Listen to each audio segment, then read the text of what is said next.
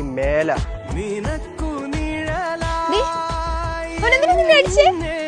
വിഷ്ണു എടി പോന്നെങ്കി പോട്ടടി. എന്തായാലും ഞാനായിട്ട് അവനെ ഒഴിവാക്കായിരുന്നേ. അവനായിട്ട് പോയത് കാര്യേ.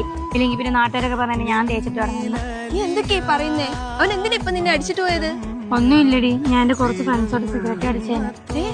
അതിനൊന്ന് സിഗരറ്റ് വലിക്കോ? അതെന്ത് എനിക്ക് വലിച്ചുകൂടി? നീ ഒരുപാട് മാറിപ്പോയി ഭീമ. എടാ സത്യം പറഞ്ഞാൽ നിങ്ങൾ തമ്മിൽ ഇഷ്ടത്തിലാറിയപ്പോ ഞങ്ങൾക്ക് വലിയ സന്തോഷമായിരുന്നു.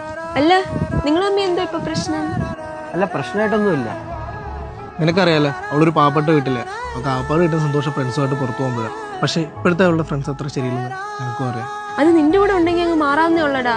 അതിന് എൻ്റെ കൂടെ ഉണ്ടെങ്കിലല്ലേ നമുക്ക് വേറെ പലതും ഇമ്പോർട്ടൻറ്റ്. അല്ല അവൻ പോയി കഴിഞ്ഞാൽ നിന്റെ കാര്യം എങ്ങനെയാ?